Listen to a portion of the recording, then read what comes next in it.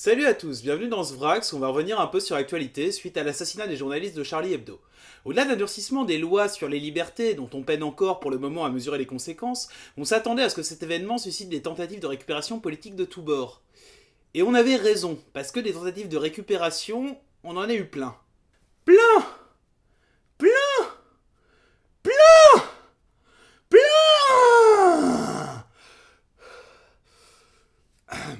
Bref. Ici, on va pas s'intéresser à tout ça, même si c'est intéressant par ailleurs. On va se concentrer sur les tentatives de récupération par l'extrême droite.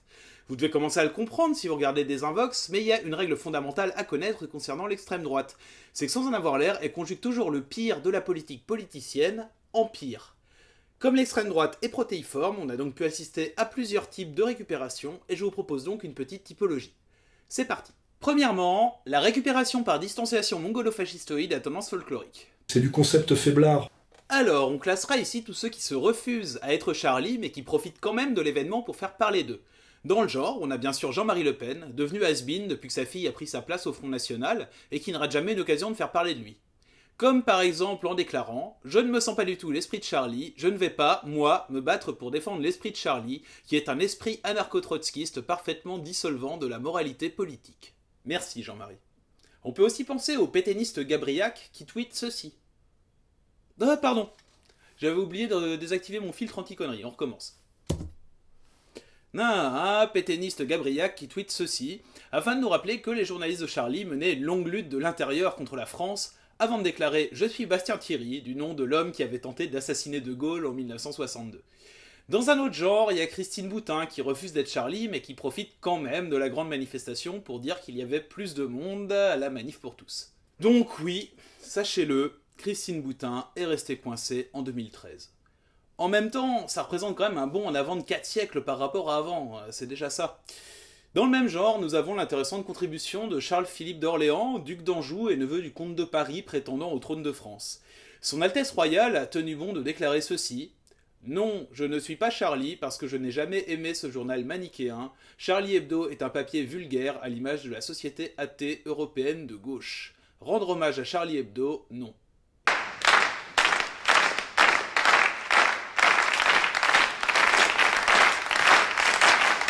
Bref, nous parlons là d'un phénomène marginal et finalement assez inintéressant. Ces gens-là ne servent à rien et sont au final pas bien dangereux. Alors pourquoi j'en parle? Je sais pas. Peut-être juste parce qu'ils me font marrer. Allez, on passe aux choses sérieuses maintenant. Deuxièmement, la récupération islamophobe classique. Celle-là, on pouvait s'y attendre. À 3 débiles qui font un attentat au nom de l'islam, du coup, tous les musulmans deviennent des terroristes potentiels. D'une certaine manière, il y a une logique là-dedans. D'ailleurs, en 2009, des individus qui prônaient le végétarisme ont été suspectés d'avoir mis le feu à un marché de viande en gros en Corrèze. Alors la prochaine fois que vous voyez un homme qui mange un sandwich au soja, méfiez-vous. Bien sûr, l'amalgame est pratiqué en premier lieu par des groupuscules du type riposte laïque, mais ce qui pourrait plus surprendre, c'est que cette rhétorique sur l'islam, qui serait une religion par nature violente, se retrouve également chez des personnes comme le journaliste du Point Philippe Tesson, ou même chez le philosophe Michel Onfray. Ce qui prouve bien que les idées d'extrême droite sont ancrées dans le peuple et s'opposent à l'établissement de Bobo. Ou pas. Concernant le Front National, on tombe bien sûr dans ce type de récupération, mais les choses sont faites de manière plus subtile. Marine Le Pen commence par taper sur l'islam. Puis le porte-flingue Émeric Choprat sort l'artillerie lourde en déclarant que la France est en guerre contre les musulmans. Marine Le Pen se désolidarise alors de son expert en géopolitique, ce qui lui permet, tout en tenant des propos intolérables, où il n'y a pas de tolérance, de passer pour une modérée et de gagner sur les deux tableaux. Heureusement, les Français sont pas cons, comme ils l'ont démontré en la sifflant copieusement alors qu'elle tentait de transformer un rassemblement d'hommage à Charlie dans une petite ville du sud de la France en meeting politique du Front National aux frais de la collectivité. Mes chers concitoyens, bravo. Récupération suivante, la récupération sécuritaire par le biais carcéral. Si vous fréquentez les réseaux sociaux, vous avez sûrement vu passer des messages disant « Le terroriste Koulibaly avait été condamné à 5 ans de prison et a été relâché au bout de 3 mois, c'est inadmissible un tel laxisme, merci Taubira ». Et en lisant ça, vous avez dû vous dire « Quoi ? Le terroriste Koulibaly a été condamné à 5 ans de prison et a été relâché au bout de 3 mois ? Mais c'est inadmissible un tel laxisme. Ah bah franchement, merci Taubira. Hein. » Et vous auriez eu raison si ça avait été vrai. Sauf que Koulibaly a en effet été condamné à 5 ans de prison, il est effectivement sorti de prison 3 mois après la prononciation de sa peine, mais tout simplement parce qu'il avait déjà purgé presque 4 ans de prison préventive avant l'énoncé du verdict. Il a donc fait 4 ans de prison, puis a porté pendant 3 mois un bracelet électronique. Deuxième précision, la peine a été prononcée le 20 décembre 2013 et Koulibaly a été libéré le 4 mars 2014. Alors que la loi Taubira, elle, a été promulguée en août 2014. Il n'y a donc aucun lien entre la loi Taubira et la libération de Koulibaly. J'en profite pour vous rappeler une dernière chose. Comme le dit très bien mon ami L'Enragé dans son émission Oser, c'est en prison que beaucoup de jeunes se radicalisent, notamment à cause du manque d'encadrement, de personnel, d'activités proposées et de suivi destinés à envisager une réinsertion. Donc, avant de vouloir mettre tout le monde en prison, un conseil, demandez-vous si c'est vraiment une bonne idée. On va maintenant passer à un autre type de récupération qui pourrait paraître plus surprenant au premier abord, mais pas tant que ça lorsqu'on fréquente assidûment ce grand sac de n'importe quoi qu'on appelle Internet. C'est la récupération par la théorie du complot. Au premier rang, on trouve bien sûr Thierry Messant, qui est un ancien journaliste d'investigation travaillant aujourd'hui pour les services de propagande iraniens, et Alain Soral, qui est Alain Soral. La théorie est simple, si les médias disent que ça s'est passé comme ça, c'est forcément que ça s'est pas passé comme ça. Faisons un petit cours sur la théorie du complot. Des complots dans l'histoire, il y en a. Mais comment sait-on qu'il y a complot? Le complot devient réalité à partir du moment où une analyse minutieuse des faits vient invalider la thèse officielle. On part des faits et on en tire des conclusions. Le complotisme, c'est le contraire. Le complotiste part de l'hypothèse qu'il y a complot et va faire en sorte par tous les moyens que les faits lui donnent raison, quitte à raconter n'importe quoi. Par exemple, que 2 voitures ont été utilisées par les frères Kouachi, une avec des rétroviseurs blancs et une avec des rétroviseurs noirs, alors qu'il n'y a pas lieu de contester la thèse officielle, à savoir l'utilisation d'une seule voiture à rétroviseur chromé, qui reflète la lumière différemment en fonction de l'exposition au soleil. Par ailleurs, la théorie du complot a cela de séduisant qu'elle sous-entend que toute action a été pensée en prenant en compte les intérêts à long terme. Par exemple, dans le cas présent, il est évident que l'attentat de Charlie Hebdo ne peut que faire du mal aux musulmans dans l'opinion publique. Donc aucun musulman ne peut, sachant cela, perpétuer un attentat.